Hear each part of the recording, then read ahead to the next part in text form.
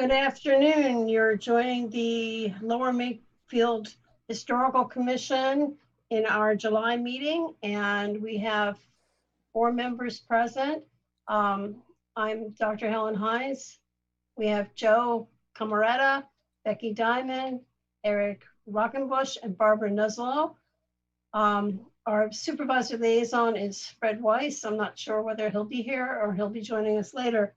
Currently, we have just a really short agenda for July, and we have some plans we hope to set for September. So if I can have a motion perhaps to approve the minutes of our last meeting.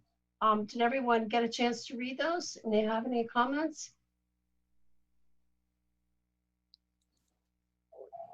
No comments. I read them, Helen, but I wasn't at the meeting. Okay. I'm fine. Do you want to make a motion to I make a motion that we accept the minutes that were generated for the month of June. I second the motion. Second from Joe. Okay, all in favor? Aye. Great Aye. meeting minutes.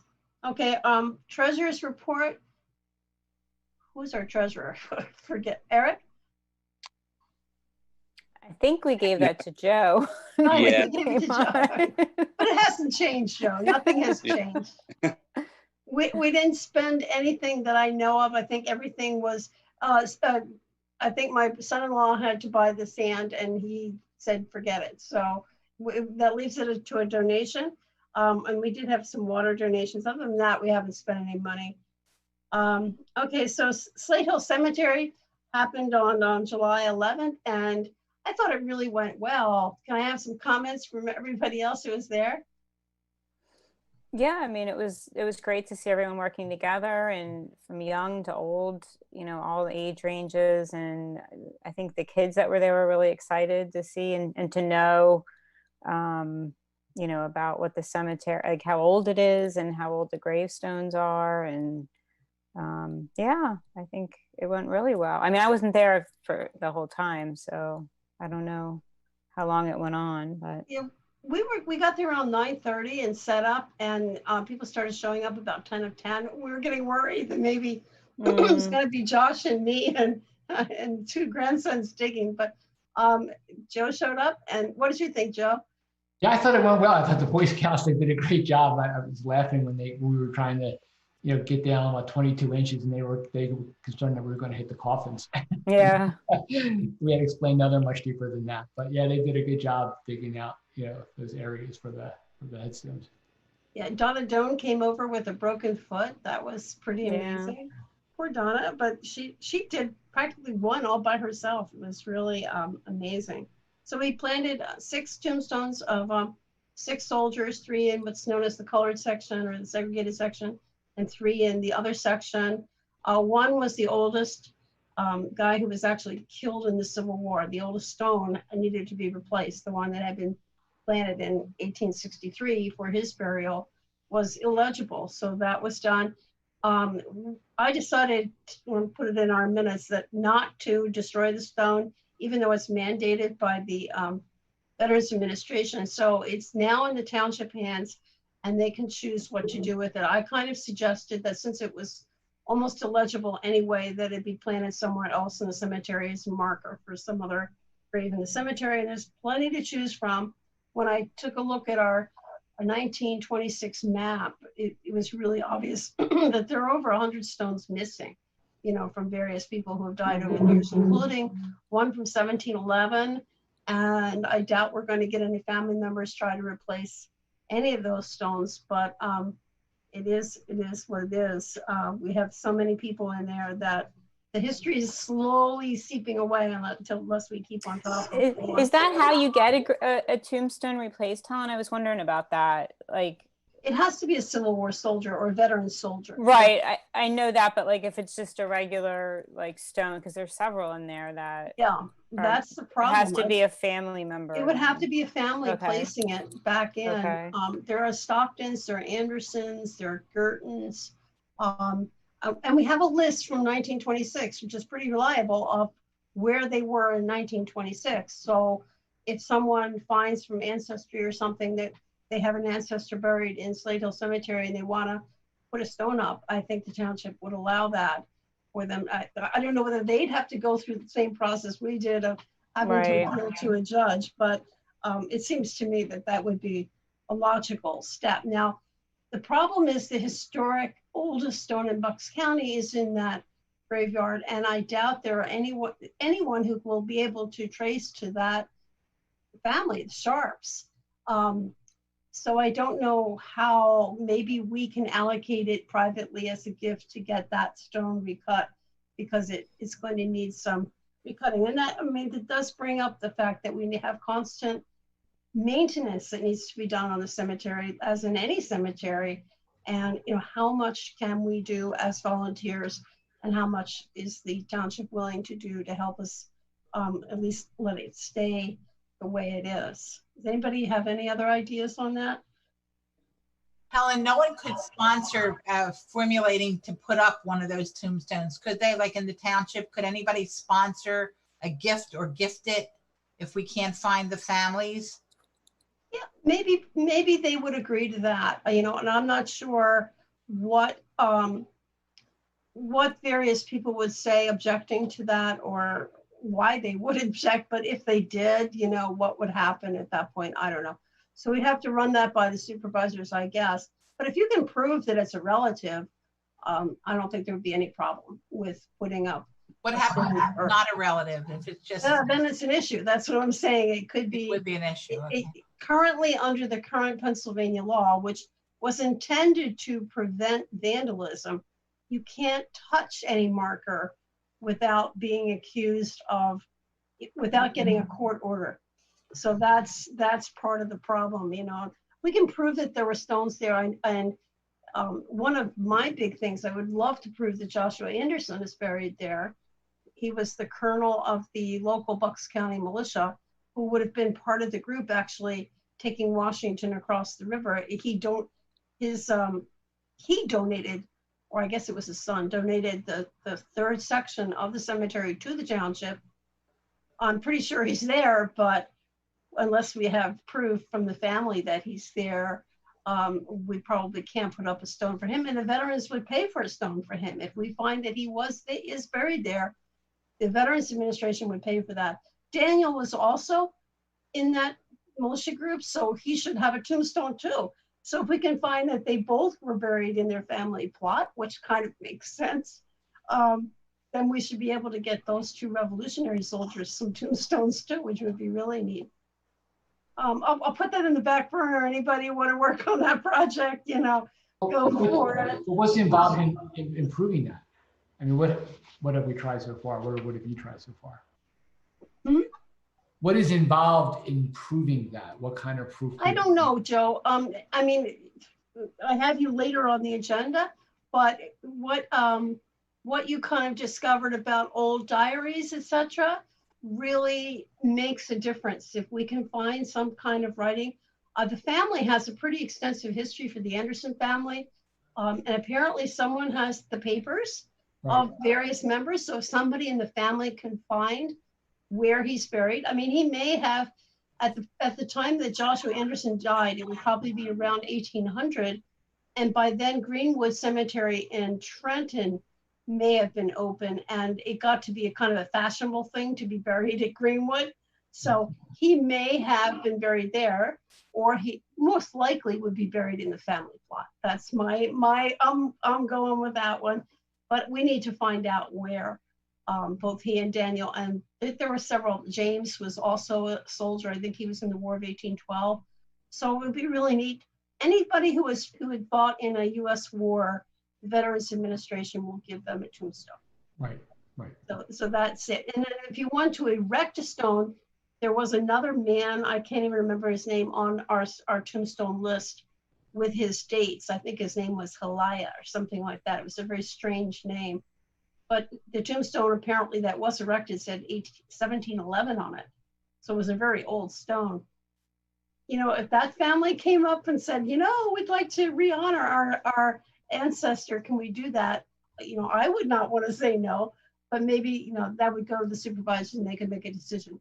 the township administers that graveyard, so they should have say, and they may have to get a court's permission, but I think whatever they agree to, that would be done. Anyway, I think it was really successful, and I liked seeing the, like you said, Becky, the combination of kids and old people and just strangers walking through the cemetery asking us about it. That was really amazing time on Saturday. It was hot, but we were out of there by 12:30, so it was pretty much right with it. Mhm. And now the business that we have today is kind of trying to plan when we're going to have that ceremony, at least tentatively set it out. I had said September 22nd, and then I checked, and that's like the middle of the week. So we need, I think we had talked about the 19th or the 26th at the last meeting. Is that correct, Becky? Yeah, I guess I had even had back in August. Yeah, I had back in, August. right? Yeah, I had August 1st with backup dates of August 2nd, 8th, or 9th. Yeah. So, but I'm happy to move into September. It sounds like Yeah. that And might be. the veterans had told me that either the 19th or the 26th would be fine for them, Okay. Okay. or the 20th if that's, we'd rather have it on a Sunday. I don't know what, I think the Saturday worked well. I don't know. Right. What do you guys think? Yeah. Yeah. I like a Saturday. Yeah. Okay. Yeah, well, I agree. What about, are we aiming for the 26th, or do we have to wait for somebody to tell us the exact date?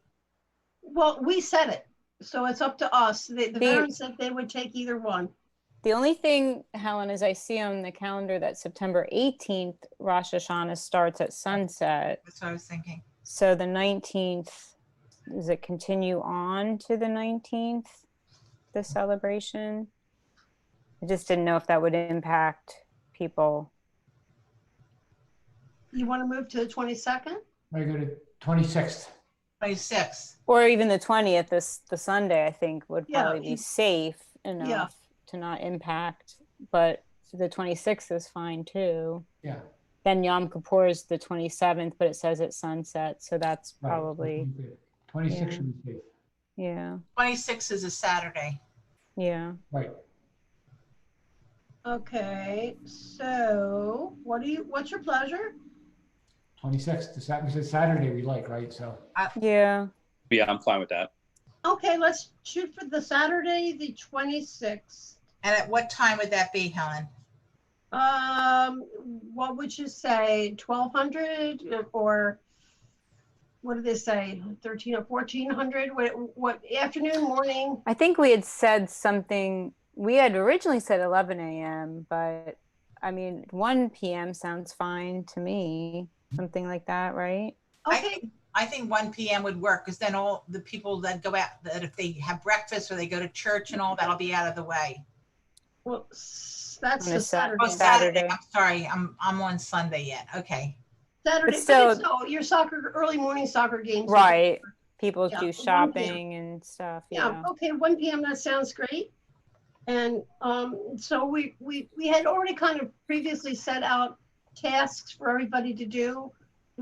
That means we have plenty of time to inform politicos and various other people. Do you want to redo that and say at this point, barring some COVID related, oh, there's Fred. Hi, Fred. Hi, Fred.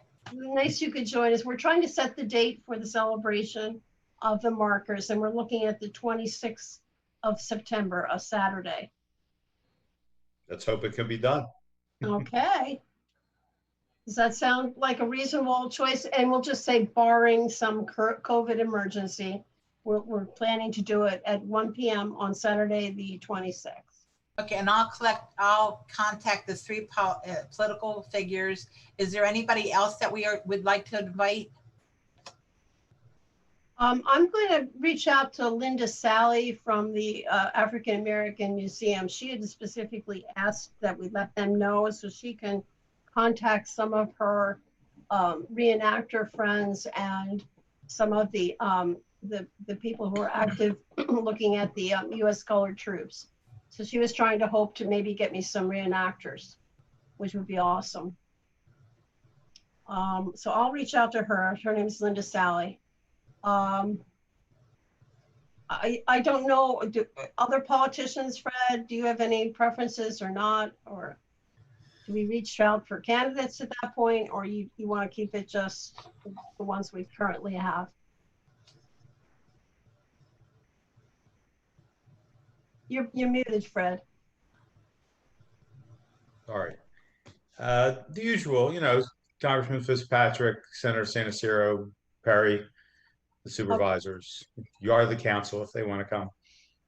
Okay, that makes sense. And I would say, Barbara, anybody to the various Baptist church, the AME, the Methodist church, we know they're there, and the Catholic guy. I don't know whether that might be the day of their 100th anniversary celebration, but I'm not sure about that. Morrisville Methodist? Yeah, the Methodists are definitely buried in the second section. That's Subers was a Methodist. So some of their guys are definitely Methodists. There's Presbyterians. So you could probably reach out to the Woodside Presbyterian, I would guess, and Quaker meetings if they want to come. The various Makefield meeting would be the logical meeting, or Yardley meeting. Helen, do you want me to go over this? Because I went to back, it was back in March, the minutes, as I'm looking right now, like other things we talked about that need to be. That'd be great. A table. We talked, either Barb or I said we could bring. I definitely have a table that I could bring. I think Barb does. Yeah, I have a table. A microphone. And I don't think anyone had said they could, to do that. You can ask Jim Majewski at the township. Okay. We mentioned a program or handout outlining the ceremony and listing a blurb about each of the soldiers, and Krista said she was going to do. So I'm not sure the status of that. Yeah. A bugler. I don't know how you say that, right? And Josh will handle the veterans guys and the veterans groups. And they'll want to say something, I'm sure, and they'll be part of the ceremony. I think we had kids from 2 different Boy Scout troops. I'll reach out to them, as well as Linda Sally. Okay.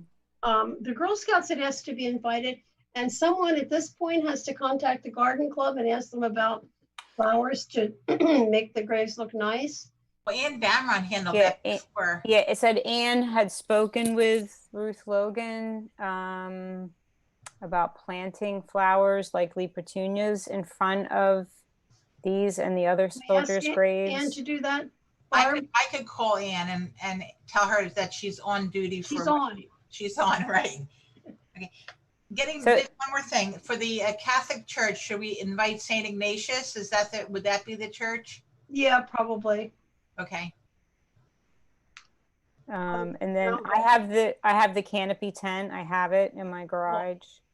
And then a case of water we talked about too. It'll still be, likely pretty warm. So yeah, getting a case of water.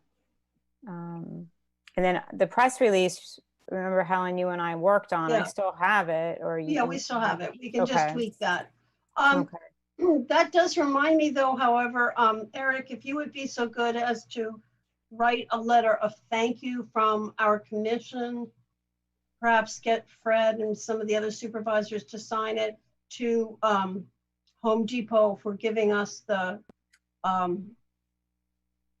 think they gave us the sand and something else. Is that the one in Fairless Hills? To thank them for their donation of sand and buckets. I think they gave the one in Fairless Hills, right? Yeah. Manager of and help, and their assistance and for our cemetery project. Yeah. And we may have to ask them for flowers at some point. So let's keep them on the back burner there. Helen, another question about the speakers. Are we expecting the Perry Warren, Fitzpatrick, and Senaciro to say something at this presentation at this ceremony?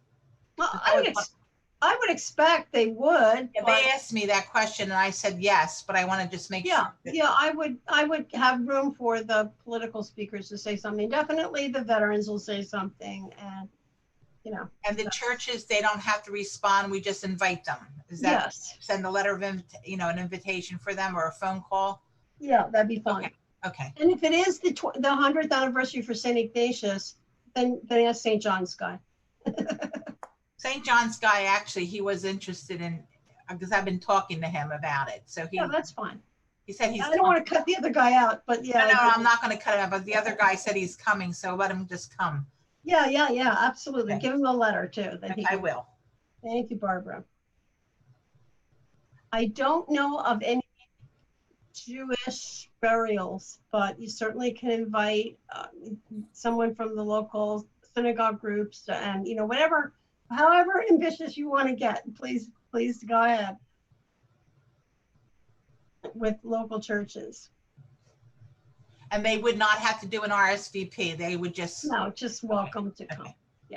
And are we limiting the amount of people because of COVID and distancing and stuff? I don't know. I would imagine at whatever the state guidelines are at that point, we probably Right, they could change. want to go with whatever, but whatever we'll encourage social distancing and put that in your note, Barb. Knowing what happened with the plantings, I wouldn't expect we'd have more than 100 people, maybe tops. So, hopefully that would be fine. We still don't have anyone to do the survey for the townships to do an actual survey of the graveyard. So maybe we get a Girl Scout or a Boy Scout to look at that for their big projects. But that's the only other thing I have under that item. Okay, so we still need to find a microphone, right, Becky? And then we'll. Yeah, Okay. that's the Unless one. Josh, maybe the veterans groups have something and they're right across the street. Helen, Right. in your article for public, the public PR publication that you're sending out, the news publication, what is the title or what is the heading of this? What are we going to call it? Becky, what do we say? Yeah, I'll have to open it up and see if I can find what we just call it, we said Lower Makefield Civil War veterans finally get their tombstones. That was the Lower Makefield veterans, Lower Makefield Civil War veterans Civil War veterans. finally get their I'd tombstones. say tombstone rededication. Yeah. Okay, right. I'll change that here. I can send this to you if you want to, Barb. That'd be great because I just want to have the same language in both the letter and the publication. Tombstone rededication ceremony. That sounds fun. Okay. But I think mentioning Civil War would be a selling point too. Mhm. Right. Yep. Thank you, guys. And Yeah. I think Well, we'll you want me meet to stop it in together? August. We can tidy up anything. If we meet in August, that's tossing that out there. We can tidy it up, or we can meet early in September and make sure all loose ends are tied up. So we have two more meetings. I am putting it out there now, so we'll think about it at the end of the meeting. Do we want to have a meeting in August, or we're just going to jump over that? For other business, we have old business Oh, one update. question. Do you want me to still put together an event flyer for this? Yeah, we're gonna have to do that, and we're gonna have to have posters and do that. Yes, definitely, Joe. And then Probably. Joe, I could get back to you and tell you actually which politicians are coming. Okay, yeah. We could put that in, and the other ones we could just put maybe a little byline that they were invited, like the synagogues, that kind of thing. Right, okay, very good. So I'll Yeah. try to get That's- that accomplished like this month, Right, at the beginning of August, so that we know by the middle of August who's coming and whatever. okay. Okay. Is that separate from the one that Krista was working on, Joe, or? Kind is of like that- Krista was working more on a handout that provided some more detail around. Okay, I just wanted to make sure that if It's there's more any. like something you hang up McCaffrey's or, or. Right, got it. Yeah. Okay. But, she might have stuff that you can kind of compare notes, you know what I Right. mean? So you don't duplicate or it's time saving too. So, I'm not sure whether I sent her the email. Okay, yeah, Krista sent me an email right after the meeting at the cemetery saying she totally forgot about it. She was sorry, I've done that myself several times, so I know how that feels. So I think she still wants to be included as a member of the group, but I don't know whether that's official or not. Fred, do you know? Fred's still muted. Fred shakes his he's head. shaking his head. No, he shook his head no. She Her said no? term is, if her term is still good, then she's a member unless she sent in a letter of resignation. Yeah, so I'm not sure what that means is what I'm saying. She did say she wanted to be involved in things, as She never resigned from the commission, so yeah, she's still a member. okay. All righty, thank you, Fred. Okay, so we'll put that on Krista then and see if she can help out with that. Joe, would that be okay? Yes. Okay, good. You mean the flyer or the handout or both? Well, both of them. Yeah, I mean, you could probably coordinate them and take Yeah. some, Right. Okay, work with her, sure. verbiage and Yeah. just Yep. make it look pretty. Okay. All right, so now we're on to the next item, which is old business update. We still have these question marks because of COVID. We haven't met with our township manager and presentation of the Board of Supervisors. Again, we're going to postpone that until we have regular meetings, right, Fred? That's up to you. Yeah. You can do a presentation at any meeting. Even the Zoom meeting. Okay. Well, I mean, I've talked at other Zoom meetings, but yeah. So what do you guys think? Do we want to make a formal presentation to the Board of Supervisors on what we want to do with the cemetery and what we're going to do with other properties in township? Do we want to put it off for a while? And at this point, we don't know how long we're putting it off till. I would try to get it into September or October. Otherwise, Okay. missing, All right, let's talk, I guess, at the next meeting about what priorities you guys can see for the Historic Commission to be working on. Some of them has to do with some of these historic houses that are kind of coming up to various plans. And as this develops, how involved are we going to be? Whether the supervisors want us to be involved or they don't. Our role traditionally has been to advise them on the historic national standards to help them make sure that developers stay true to the national standards when they're doing restoration. And certainly with the Prickett property, that's an issue. Edgewood Village is an ongoing issue. Patterson Farm is an ongoing issue. Making sure that whatever groups are working on those buildings are adhering to the National Register standards, that they're doing it the proper way. And that is kind of where we have some expertise and should be being able to have input to the planning process before it's already too late and they've torn all the windows out and they're in a big heap in the garbage, that kind of thing. So, it was really interesting. I did speak at the HARB meeting last week on the demolition of the Quill House.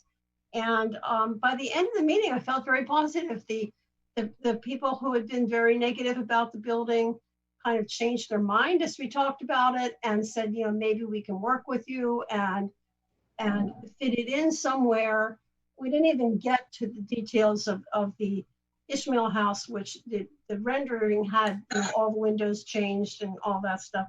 But at least it seemed as though the developer was interested. The young Troy Lowe is interested in working with the township and kind of trying to at least listen to what we have to say about what to do, which was really positive from previous meetings. That said, there are two structures that suddenly have signs on them in Edgewood Village. The house directly across the street from the Quill House, the Harris House, is up for sale. It was listed around 300. It's now down to 289. So there's a historic house for sale directly across from Ishmael House. And then the house on the corner has a notice that the Troilo Development Group is applying for a liquor license or a tavern. And on Facebook already people are going, oh, no. But I mean, here's one place where I personally am going to say, yeah, because it was a tavern. It was a tavern the building was actually designed to be a tavern in 1798. And it was the Village Tavern from that point, probably well into the 1830s, 1840s. Before that, it had been Dave Miller's house was the Village Tavern, but they actually lost their liquor license at that point because Jesse Palmer was an intemperate man, and it was moved to the Biles house, as they call it, in the center of Stradlington. So for it to come full circle and be a tavern again would be awesome. And I think it would be a successful tavern. If they do an addition to it, by the TND ordinance, they don't get more than 50%. So to hold a developer to only a 50% addition is going to be our challenge. But I hope it can be done. And I think we'd have something of value in the township if that happened. It would be kind of neat. Do you have anything to say about that, Fred? You know, I just saw what was on Facebook, and I have no idea what is going to go, you know, what the plans are for that building, but an historic looking tavern would be really nice in the village. Wouldn't that be fun? Yeah. Yeah, I grew up in a little town that nobody knows about called Gladwin, and we had a really old colonial building that was the local tavern called the Guard House. And I mean, it's still one of the coolest buildings in town. And they worked with the old colonial architecture and very successful through its whole existence. It's been going for like 200 years. It's awesome. So I think that would be really nice to see that change come back to the village, even though, you know, yeah, alcohol is probably not a great thing, but in small measure, and to add some vitality to that area, that would be wonderful. So here's an example where we as the Historic Commission probably are not in line with a lot of people in the township. Crickets, you know, that's still out. I guess they're having a hearing on Thursday night this week, right, Fred? For the planning Commission is meeting, I think, on the 27th, next Monday. Or is it the 25th? I can't remember what date it is. Is that to approve the overlay? No. The Board of Supervisors will approve the overlay. They're looking at the latest proposal, Okay. and they will have a formal meeting to recommend one way or the other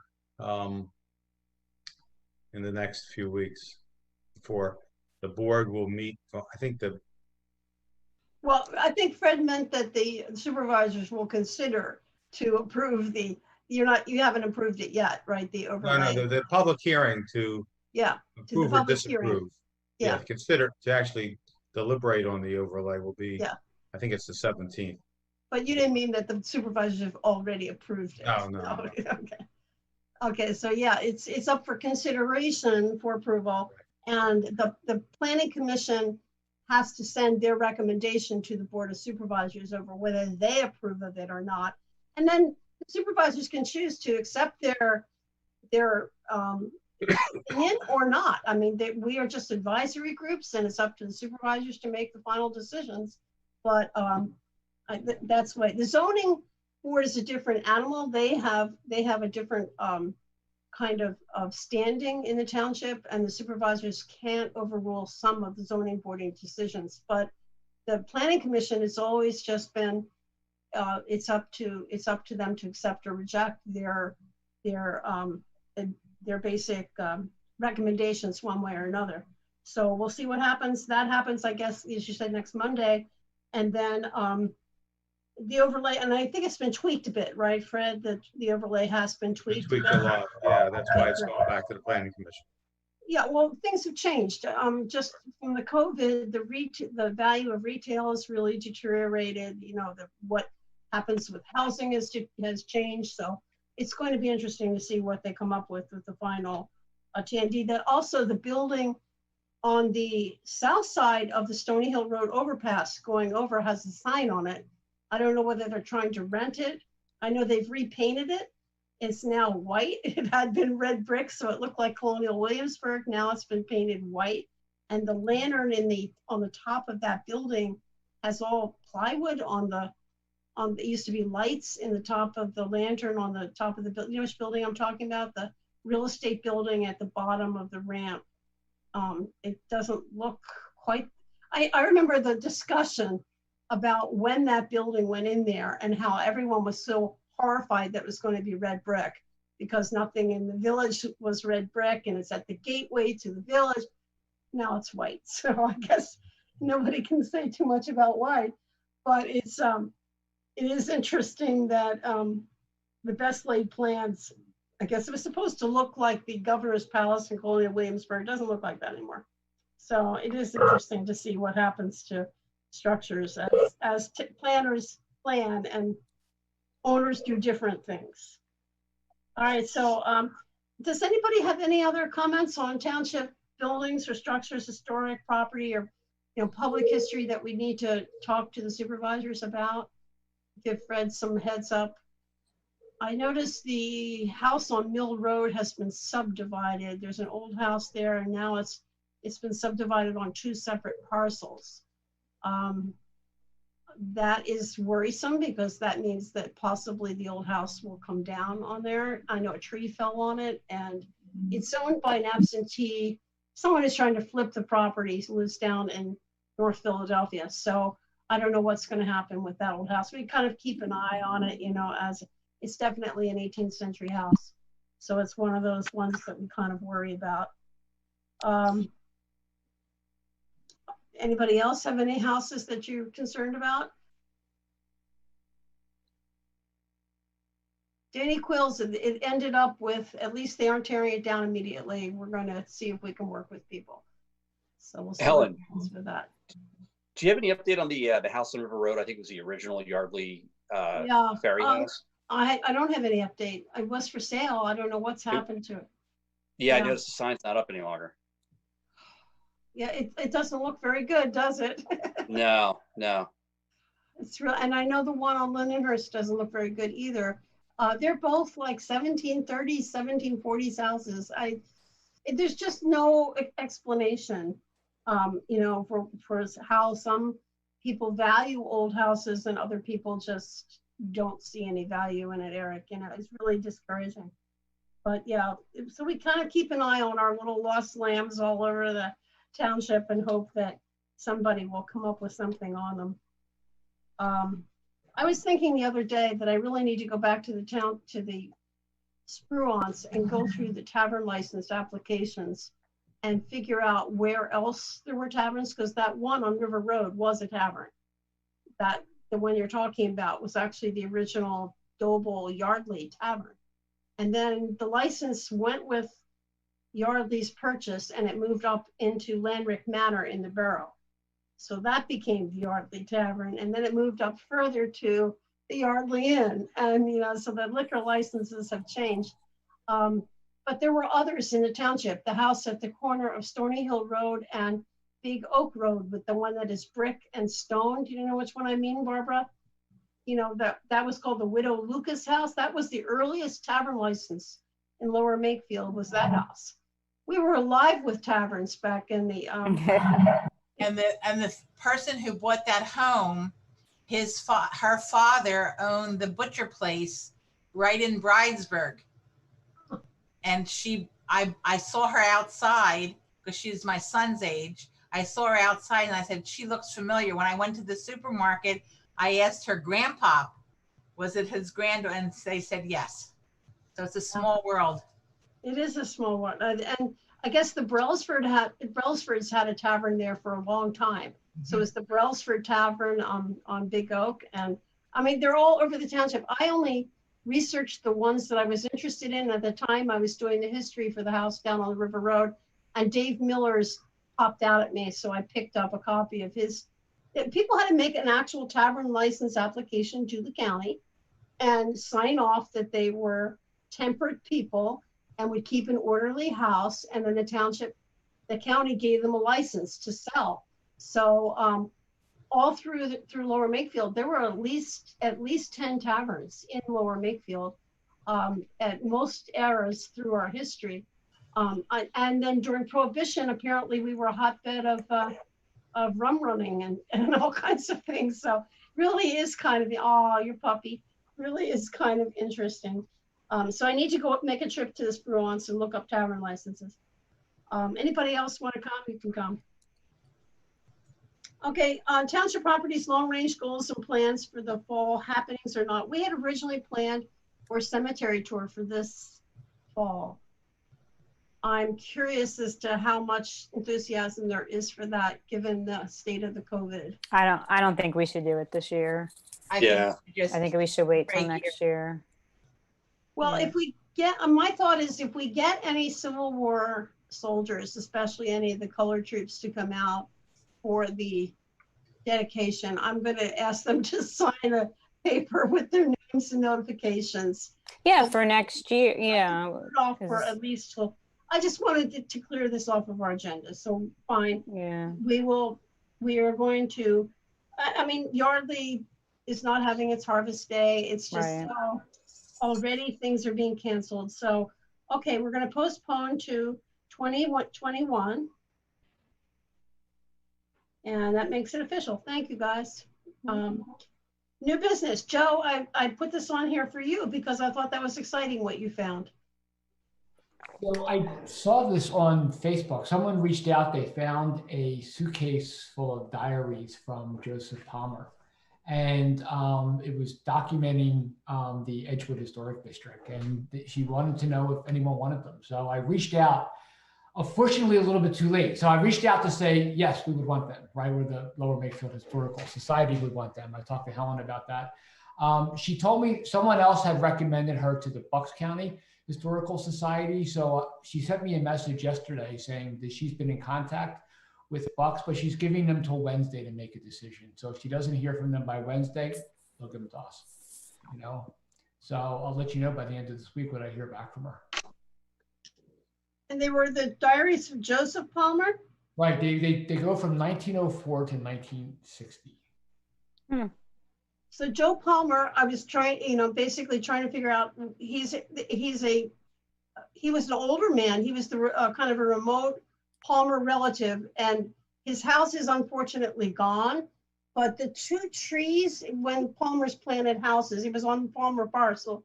When they planted houses, they always put in two sycamores.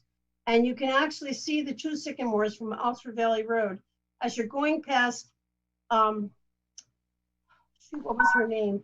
Barbara, the lady who used to be at the pool, Barbara Nuslow, you know who I mean. Sandy Swick.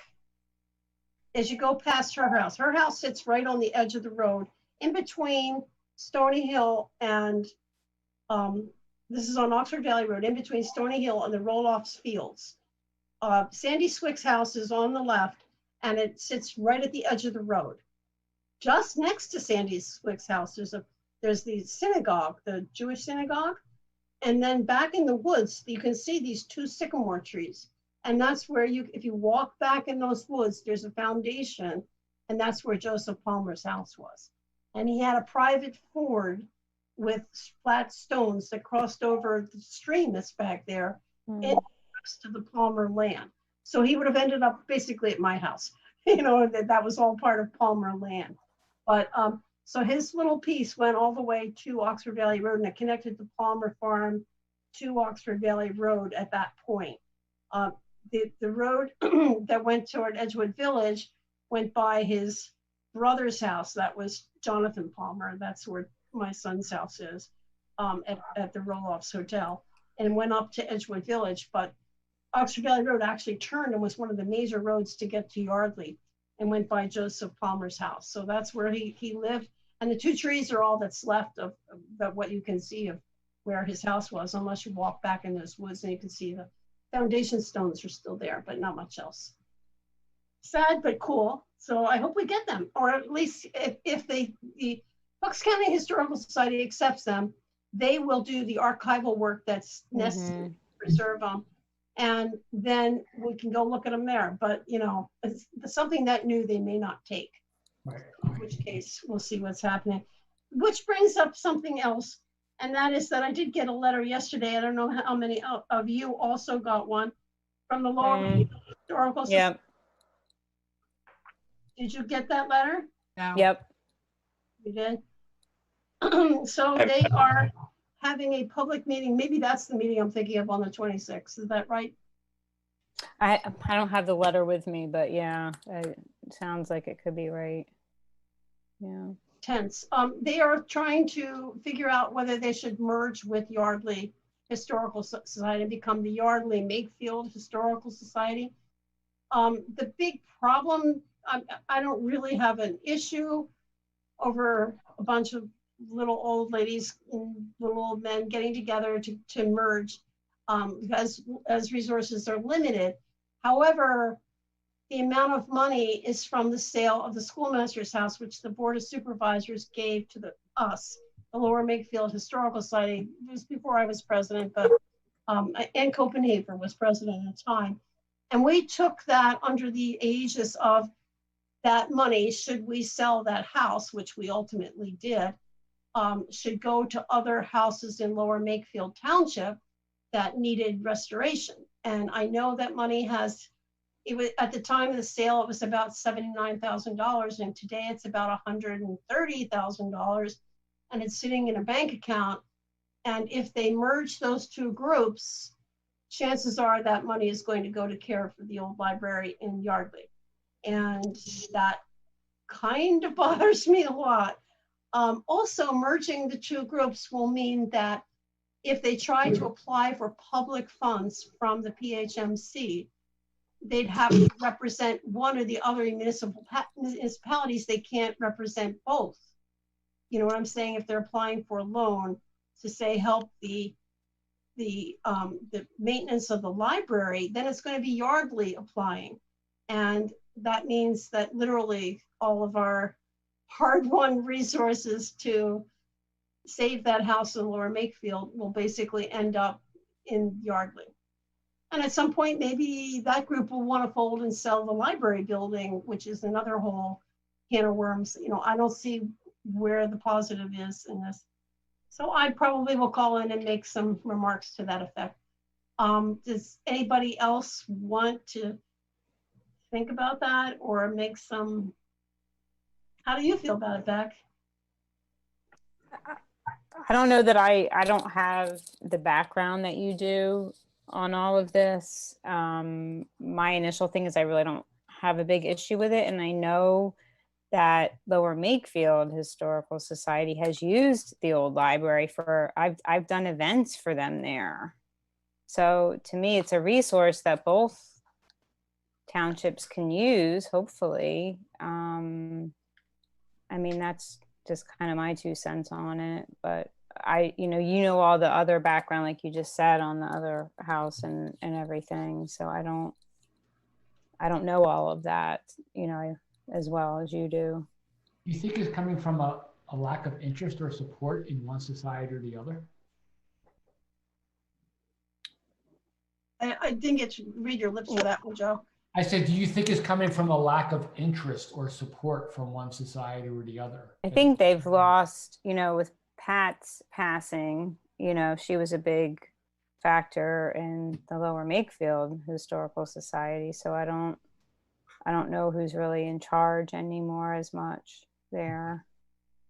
I don't know if that had something to do with it, or I don't know. I don't know if it would be solved by joining, though. That's the problem. The issue is whether history is important or not. Yeah, and whether, you know, from my worry is, as I said, that all the money that was raised by us for Lower Makefield will then go into Yardley Borough's maintenance for the house, which is going to be continuous and expensive and always a problem. And one of the reasons why Lower Makefield consciously decided not to have a central place, we met at the library, we met at various people's houses, we had a lot of outside talks, we would go to Prickett's for a historical talk, we would use the old chapel at Edgewood, you know, we used other venues than just the library. And you're right, in the last couple of years, it's only been there. And personally, I found that difficult to get to, but you know, that's why. And it's not the biggest, it's yeah, really it's not a big large structure. inside. Well, can they do say something like, right, they're merging, but then they keep allocate a certain amount, like grandfather it in or something, where a certain amount has to go towards each society or something. I don't know. I think that would be a bone of contention then. I mean, right from the get-go in a group, that would be a problem. Yeah. You getting together. Is there any formal agreement with the township and the Historic Society on that money? They say no. I think I recall the original charter and the original sale of that property was that if they no longer existed, it went back to the township. But Jim could not find that. So I'd have to go through all my files and look and see if I can find that. But I know it was donated to the group with the understanding that if they failed, if they couldn't restore it, you know, which is one of the things Patterson Farm Group is asking for. You know, if you restore it and you fail, then that house reverts back to the township so they can get another group in there to try to work on it or to restore it. But certainly when you sell it and the group decides to disband, then that money should go back to Lower Makefield. That's how I see it, Fred. I actually do. And the problem is that one of the ways we kind of tried to mitigate that was to offer scholarships. So for a number of years, the Lower Makefield Historical Society offered a scholarship to a student who was studying history in a local university. As long as they wrote a good essay, etc., we would give them a scholarship. So we were at least spending the money in Lower Makefield. That's the problem. You know, that's. Well, the bottom line is, in my opinion, if there's no written agreement between the township and the Historical Society, then I wouldn't worry about where that money ultimately goes. But if there is some kind of written agreement, then it'll have to be dealt with. So how much money are we talking about? About 125,000, which would go a substantial way in restoring some of those houses out at Patterson Farm and at the golf course. Well, that is true. So we need to know the status of those funds. So I'll talk to Kurt about it tomorrow. Yeah, I appreciate that. We'll see if we can find something in writing. That's really. No, sorry, Fred. I was going to say, has anyone seen their bylaws? That's what I think. But yeah. There's a brand new agreement where clearly they are getting our money. The new agreement, if they combine, they will take all of our records. We have substantial stuff in safety deposit boxes. None of it's very valuable. It's old deeds that were given to us by Lucille Trench. There's a blast from the past, and basically not much else in real property. I have because she gave it to me. Pat Miller had given me the octagonal schoolhouse model that Mr. Moon had made. Is this gigantic 3-foot model that's taking up space in my shed room. And then she died, and I had called her, and we were supposed to get together, and she was going to give me more, but she was worried about the society taking it and giving it to Yardley. So yeah, this is very upsetting. It really is. Yeah. Well, if the two societies merge, we got to make sure that it's done without any hiccups. And $130,000 would be a big hiccup if the township found something that would stop it. So I just want to make. I mean, I have no objection to it, and I don't think the township has an objection to a merger. It's just, you know, when it comes to the money, things change. So exactly, sure, it's a clean cleaving. Well, and the fact was that literally it was Grace Gottschalk and the township supervisors who insisted that the developer not tear down that house and give it to the society for restoration purposes. And I know there was an agreement at that time. You can ask Jim to look through the records about what would happen to that structure. And we went through, we were allowed to sell it as long as the money was then used elsewhere in the township. So that is there was a little stickly point in that they had agreed that we could, if it sometime was no longer, the problem was the building was too small to have meetings. So we were going to do an addition, and then the neighborhood totally objected to any kind of parking lot, any kind of addition, because it's a residential neighborhood. So we decided the best interest was to sell it. So we sold it, and then we banked that money for the next, it's been 20 years that bank money's been sitting in the bank, literally, and they spent just the interest for years. So it's just sitting there and accruing, and that is upsetting. Okay, well, Fred, you can give us an update the next time or whatever. Well, by then, this meeting is probably going to make this decision on the 26th. So if you right. We have to, before the two societies merge, I would strongly recommend you make sure, I'll do what I can, but the society is not a township organization, it's a private organization. But if there's an agreement with the township and it's in writing, then, that money will have to be dispersed to that agreement. Yeah, and it was a township authorized 501c3. So I understand. Yeah. But there has to be a trail. If it was an oral agreement 30 years ago or more. No, it was written. Okay, well, we have to find that written agreement. And I hate to tell you, that's Jeff Garden. Okay. Okay, I know that's who it was. Okay, well, it's got to be. As ex-president, I handed back all my papers, so my papers are probably in there, unless I have some duplicates somewhere. Well, there must be something in the township that we don't throw anything away. We got 6 million pages of stuff in various boxes. That's why we need to keep track of it. I understand. Kind of thing comes up. We'll see what we can do. Okay, thank you, Fred. Okay. For those of you that have the letter, could you forward it to us? I just looked on the society's website. It's not there. Actually, the last thing, Becky, is your presentation from last year. Okay. I can like take picture, like I can scan it and send it to you. Yeah. Well, okay. I can forward you the email I got too. So I didn't get one either. All right, I'll send it. I'll send it around. Too. Actually, I didn't get it, which is what was really annoying because I'm the lifetime member. My husband got it. They sent it to Steve. Okay. That was funny. All right. Yeah.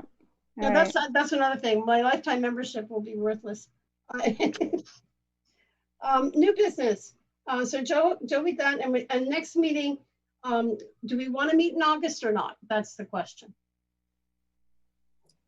I think if we do a Zoom meeting towards the end of August, I think that might be a wise idea, just to make sure the ducks are in order. Okay. And then we'll have a regular meeting the second Monday in September. Would that be okay? That works for me. Yeah. Okay. What date would you pick? All right, so you want to do like the 24th of August? I'll ask for that. Is that okay, Barb? That's fine with me. I'm flexible with it. Yeah, it works for me as well. Yeah. And then the second Monday would be the 14th of September. So I'll ask Barbara for that one as well. What time on the 24th, Helen? I don't know. It would depend on whether the township can schedule it for that day or not. So I'll try for that, and then we'll see what happens. All right. So thank you, guys. I think we're done. Does anybody have anything else? I just want to know, was Ann emailed about this meeting? No, she did not. I purposely did not. So yeah, because I don't know what's happening with her status. Did she hear yet or anything? I didn't talk to her about it at all. I haven't seen her because we've been closed. So I haven't really talked to her since March. I sent her about the meeting in July for the cemetery, and I didn't hear anything. So Okay, the next I'll time I reach out to her and then I'll get back Okay. to you, Helen. Okay. All right, so Fred, we need another member too. Thank you. Okay, take care, guys. Bye. Thanks, everyone. Bye. Have a great Bye. week. Be Thank well. you, Becky. Thank you, Yeah. Eric.